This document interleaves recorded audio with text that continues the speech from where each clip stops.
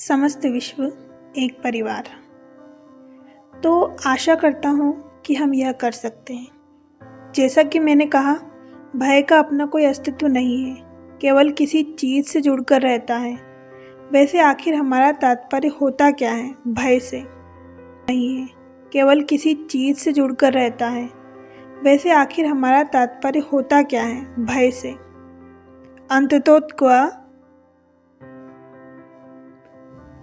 अंत में हम ना रहने के डर से डरते हैं, या नहीं कुछ आप बन पाए तो इससे आप डरते हैं। कहीं मैं कुछ नहीं बन सका, कहीं मैं कुछ नहीं कर पाया, तो इन सब से हम डरते हैं। तो जब ना रह जाने का भय होता है, तब क्या कोई दृढ़ संकल्प करके, कोई निष्कर्ष निकाल करके, या उसे नापसंद करके या पसंद करके उससे छुटकारा पाया जा सकता है?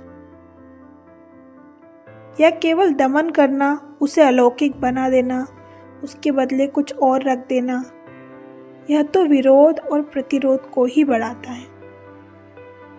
तो भय को किसी भी तरह के नियम धर्म द्वारा, किसी भी तरह के रोग प्रतिरोध द्वारा काबू में नहीं किया जा सकता। ना ही भय का कोई जवाब ढूंढ लेने या उसकी केवल बुद्धि के शाब्दिक व्याख्या कर लेने पर मुक्त हुआ जा सकता है। तो आखिर हम डरते किस बात से हैं? क्या हम फैक्ट से डरते हैं, या फिर उस फैक्ट के बारे में बनी हुई धारणाओं से?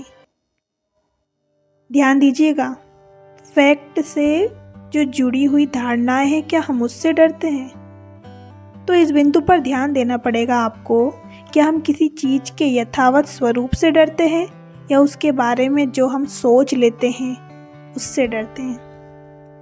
एग्जाम्पल के लिए मृत्यु को ही देख लेते हैं। क्या हम मृत्यु से डरते हैं, या मृत्यु के विचार से डरते हैं? तो फैक्ट एक चीज़ है, उस फैक्ट के बारे में विचार करना एक अलग चीज़ है। मृत्यु शब्द से डरता हूँ, या मैं इसके तथ्य से डरता हूँ, क्योंकि मैं शब्द से ही, इसकी अवधारणा से ही डरता हूँ। अतः जब मैं तथ्य को देखता हूँ, मैं उससे कभी कोई सीधा संबंध नहीं रखता,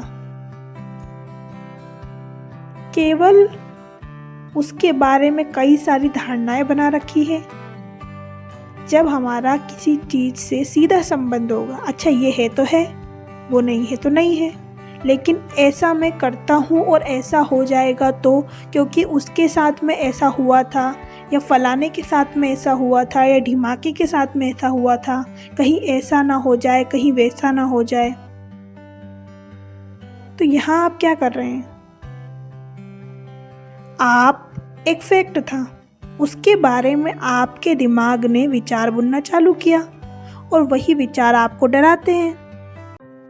यदि किसी चीज़ से सीधा रिश्ता कायम नहीं रहता है, तो फिर डर का जन्म होता है।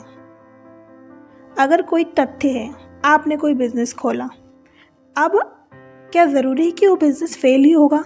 पर क्योंकि आपके मन में ये अवधारणाएं बनी हुई है कि मेरे उस दोस्त ने बिज़नेस खोला था, उसका नहीं चला, फिर उसने भी खोला था, उसका भी नहीं चला, कहीं मेरा नहीं चलेगा तो, या मेरी शादी मैंने कर ली, कहीं मेरी पत्नी ऐसी निकल गई तो, क्योंकि इतने सारे लोगों के साथ ऐसा हुआ है। ये सब क्या है? शादी करना एक फैक्ट है, उसके बारे में कई सारे विचार आना, और विचार से डर का जन्म होना। यानी कि जब आपको विचार आ रहे हैं, अगर आप उन विचारों को देखें तो विचार आएंगे और वो चले जाएंगे। यदि मेरा रिश्ता सीधे फैक्ट से नहीं होता या तथ्य से नहीं होता, तब डर का जन्म होता है। क्यों? क्योंकि आपने क्या सोचा? मृत्यु। चलिए ठीक है, मृत्यु से जुड़ी हुई कई सारी अवधारणाएं दिमाग में आती हैं, और वो उत्पन्न करती है डर को।